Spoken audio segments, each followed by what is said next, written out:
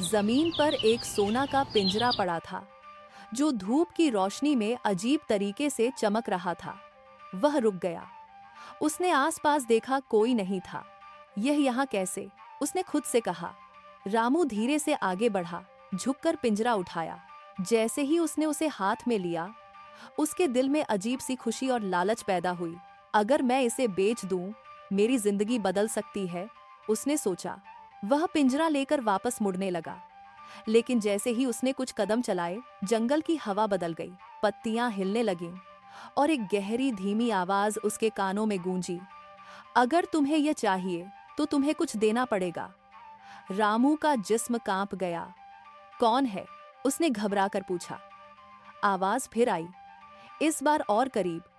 हर चीज की कीमत होती है, तुम क्या देने को तैयार हो? रामू डर गया, लेकिन पिंजरा छोड़ने का ख्याल उसे और ज्यादा डरा रहा था। मेरे पास देने को है ही क्या? उसने धीरे से कहा। आवाज बोली, तुम्हारी याददाश्त। रामू चुप हो गया। उसने पिंजरा देखा, फिर जंगल की गहराइयों में झांका। सिर्फ याददाश्त? उसने पूछा। सिर्फ, या सब कुछ? आवाज ने जवाब दिया। कुछ पल के लिए सब खामोश हो गया। रामू के दिमाग में ख्यालात दौड़ने लगे। याददाश्त चली भी गई तो क्या? जिंदगी तो फिर भी चलती रहेगी।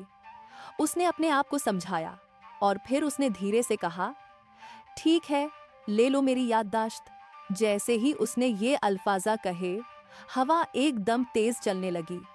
उसकी आंखों के सामने सब कुछ धुंधला होने लगा। उसका सर भारी हो गया और फिर सब अंधेरा। कुछ देर बाद जब रामू ने आंखें खोलीं, वो वही जंगल में खड़ा था। हाथ में पिंजरा था, लेकिन उसकी आंखों में पहचान नहीं थी। यह क्या है? उसने हैरानी से कहा। उसने पिंजरे को उल्टा सीधा देखा, फिर बेचैनी से हंस दिया। फजूल चीज, उसने कहा और बिना सोचे समझे उसे जमीन पर फेंक दिया। वह पलटकर चल दिया, बिना जाने के वह कौन है, कहाँ जा रहा है और क्या खो चुका है। रामू धीरे धीरे जंगल से बाहर निकला। उसके कदम भारी थे, जैसे वह किसी अजीब बोझ के साथ चल रहा हो, लेकिन उसे समझ नहीं आ रहा था कि वह बोझ क्या है। जब वह गांव के करीब पहुंचा, कुछ लोगों ने उसे देखा। अरे रामू आ गया, एक आदमी ने कहा। रामू रुक गया। रामू? उसने हैरानी से अपने आप को दोहराया। गांव वाले हंस दिए। क्या हुआ, अपना नाम भूल गया क्या?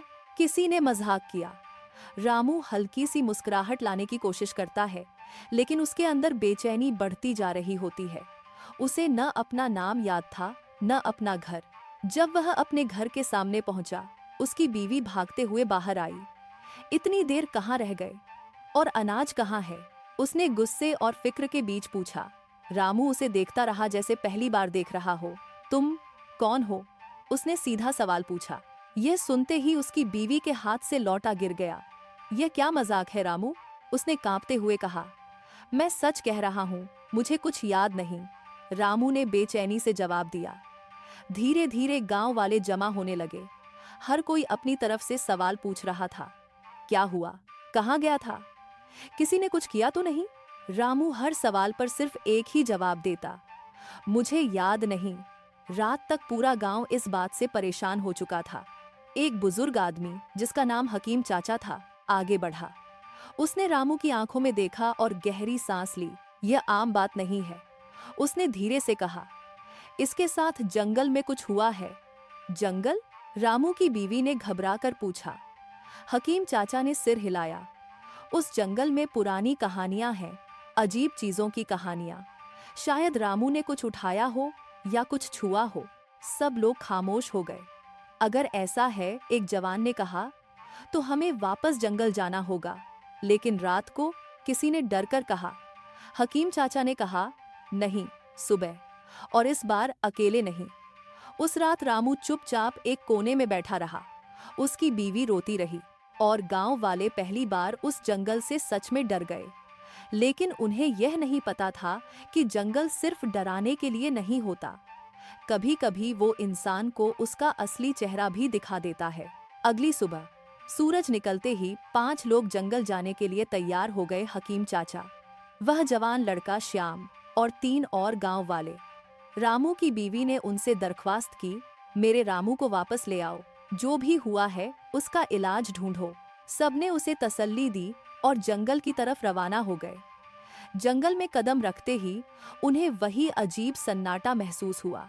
पत्ते हिल रहे थे, लेकिन हवा नहीं चल रही थी, जैसे जंगल खुद जिंदा हो। सब होशियार रहना, हकीम चाचा ने धीमी आवाज में कहा। वह धीरे धीरे उस जगह की तरफ बढ़ने लगे जहां रामू आम तौर पर लकड़ियां लेने जाता था। कुछ दूर चलने के बाद श्याम की नजर एक चीज पर पड़ी। वह देखो, उसने इशारा किया। जमीन पर वही सोने का पिंजरा पड़ा था। सब रुक गए। यही है, हकीम चाचा ने धीरे से कहा। श्याम आगे बढ़ा, लेकिन हकीम चाचा ने उसे रोक लिया। हाथ मत लगाना। लेकिन हमें देखना तो होगा ना, श्याम ने कहा। यह देखने की चीज नहीं, समझने की चीज है, हकीम चाचा ने जवाब दिया। जैसे ही वो पिंजरे के करीब गए, हवा फिर से बदलने लगी और वही आवाज गूंजी। फिर आ गए तुम लोग। सबके जिस्म में सनसनी दौड़ गई। कौन हो तुम? श्याम ने जोर से पूछा। आवाज हंसी। मैं वो हूं जो तुम्हारी चाहतों को पहचानता हूं। हकीम चाचा आगे बढ़े। इस पिंजरे ने हमारे आदमी की याददाश्त ले ली है, उसे वापस करो। उसने खुद दी थी। आवाज ने ठंडे लहजे में कहा। मैं जबरदस्ती नहीं करता। फिर हमें क्या करना होगा? हकीम चाचा ने पूछा। कुछ पल के लिए खामोशी छा गई। फिर आवाज बोली, जो चीज तुम लेते हो उसका बोझ तुम्हें उठाना पड़ता है। याददाश्त वापस चाहिए तो कोई और उसकी जगह देगा। सब एक दूसरे की तरफ देखने लगे। श्याम ने धीरे से कहा, मैं देता हूं। पागल हो गए हो? एक आदमी चिल्लाया। लेकिन श्याम की नजर पिंजरे पर टिकी हुई थी। अगर इससे रामू ठीक हो जाता है तो ठीक है, उसने कहा। हकीम चाचा ने गहरी सांस ली। सोच लो बेटा, याददाश्त के बिना इंसान सिर्फ जिस्म रह जाता है। श्याम ने आंखें बंद की और हां कर दी। जंगल ने जैसे उसका फैसला सुन लिया। जैसे ही श्याम ने अपनी रजामंदी दी, हवा और तेज हो गई। पिंजरा जमीन से हल्का सा उठने लगा, जैसे किसी ने उसे देखकर मुस्कुराया हो। आवाज फिर गूंजी। कुर्बानी के बिना कुछ हासिल नहीं होता। श्याम आगे बढ़ा। मैं तैयार हूं, उसने मजबूती से कहा, लेकिन उसकी आवाज में हल्की सी लर्जिश थी। हकीम चाचा ने उसका हाथ पकड़ा। आखिरी बार सोच लो, श्याम ने धीरे से जवाब दिया। अगर आज हम पीछे हट गए तो कल कोई और इस जाल में फंस जाएगा। यह सुनकर सब खामोश हो गए। फिर ठीक है, आवाज ने कहा। अचानक एक तेज रोशनी चमकी। श्याम की आंखें पल भर के लिए बंद हो गईं। उसके चेहरे पर उलझन आई, फिर सुकून और फिर खालीपन। वह धीरे से नीचे बैठ गया। मैं यहाँ क्यों हूँ? उसने धीमी आवाज में पूछा। सबके दिल डूब गए। उसी वक्त गांव में रामू अचानक अपने सर को पकड़कर चिल्लाया। तस्वीरें उसके दिमाग में वापस आने लगीं। जंगल, पिंजरा, आवाज, मैं रामू हूं, उसने हिचकियों के साथ कहा। उसकी बीवी भागकर उसके पास आई। तुम्हें याद आ गया? उसने रो कर पूछा। रामू ने हाँ में सिर हिलाया, लेकिन उसकी आंखों में खुशी के साथ डर भी था। श्याम, उसने धीरे से कहा। इधर जंगल में हकीम चाचा ने श्याम को संभाला। यह ठीक नहीं हुआ, एक आदमी ने गुस्से से कहा। अब हमें समझ आ गया है कि यह पिंजरा क्या करता है, हकीम चाचा ने गहरी आवाज में कहा। यह सिर्फ चीज नहीं, यह इम्तिहान है। फिर क्या करें? किसी ने पूछा। हकीम चाचा ने पिंजरे की तरफ देखा। इसे यहाँ छोड़ देना काफी नहीं है, हमें इसे छुपाना होगा, ऐसी जगह जहाँ कोई दोबारा न ढूंढ सके। सब ने हाँ में सिर हिलाया। उन्होंने मिलकर गहरी मिट्टी खोदी और पिंजरे को उसमें दबा दिया। जैसे ही पिंजरा जमीन के अंदर गया, जंगल की आवाज आखिरी बार गूंजी। तुम समझ गए हो, लेकिन कहानी खत्म नहीं हुई। हवा एकदम रुक गई और जंगल फिर से खामोश हो गया। गांव वापस आते वक्त हर किसी के चेहरे पर बोझ था। एक तरफ रामू अपनी याददाश्त वापस पा चुका था, दूसरी तरफ श्याम सब कुछ खो चुका था। जब वो गांव पहुंचे, लोग उनके इर्द गिर्द जमा हो गए।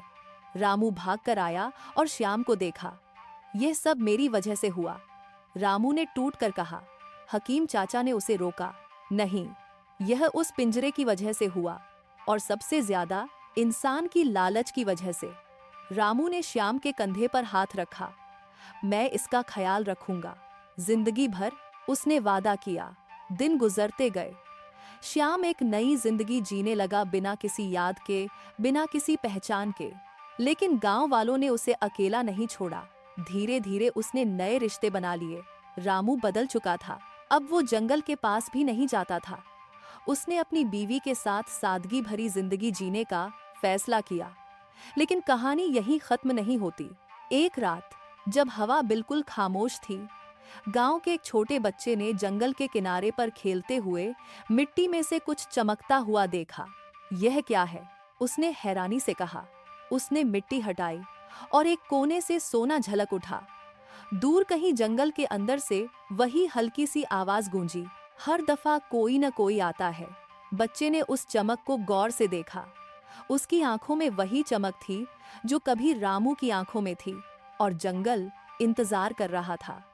अंत या शायद शुरुआत।